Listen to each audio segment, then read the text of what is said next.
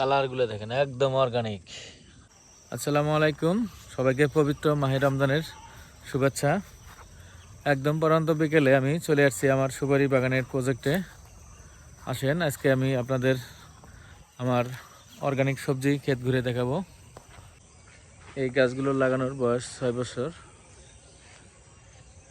দেখাই আপনাদের। আমার এই বাগানে গাছ লাগানো আছে 1855টি গাছ লাগানো আছে 3 একর জমিতে। আর এই জায়গায় আমি সবজি চাষ করে থাকি শুধু নিজে খাওয়ার জন্য। এখানে টমেটো লাগানো ছিল, এই যে পাকিয়ে নষ্ট করতেছে। ওয়াও, বরবটি দেখেন, কয়েকদিন থেকে আমার বাগানে আসা হয় না। দেশি বেগুন গাছ, এখানে মরিচ। এই বেগুনগুলো সাধারণত চিকন হয়ে থাকে। প্রতিটি বরবটি গাছে আপনার অনেক বরবটি ধরেছে।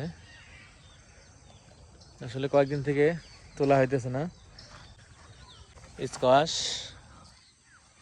এখানে ধরতেছে অবশ্য, এর আগেরগুলো খাওয়া শেষ। এখানে করা আছে আবার লাউ।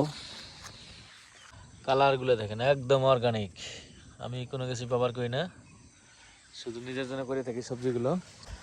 এইটা কালাইয়ের সিং আর কি, আমরা কালাইয়ের সিং বলি। যেখানে একটা আছে মিষ্টি লাউ, এই পাখি ঠুকরেছে, দেখে রাখতে হবে, পাখি দেখলে তো খেয়ে ফেলবে। পূর্ব কোনো অভিজ্ঞতা ছাড়া প্রথম এবার ফুটলের গাছ লাগাইছি। এখানে গাছ লাগানো আছে আপনার 24টি মহিলা গাছ লাগানো আছে, শাখার লাগাইছে আর কি, ডাল। আর এখানে পুরুষ গাছ লাগাইছি 4টি। জানি না পটল চাষ আসলে কিভাবে করে। একটি গাছে কি পরিমাণ বেগুন ধরছে দেখাই, দেশি বেগুন গাছ, অনেক অনেক, মাশাল্লাহ মাশাল্লাহ।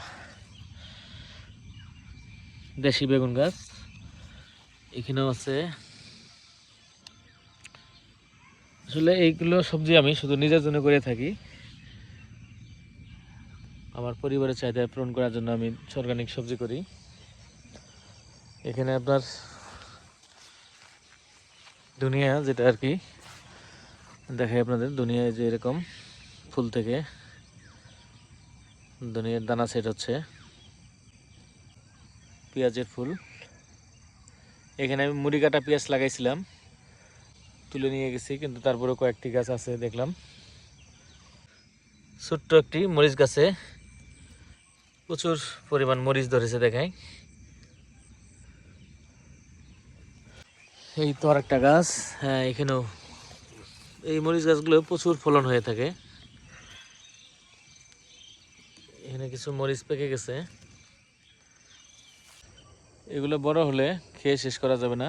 বেশ কিছুদিন পর আমি বাগানে আসছিলাম। যাই হোক, ইফতার সময় হয়ে যাচ্ছে, সবাই দোয়া করবেন। আল্লাহ হাফেজ।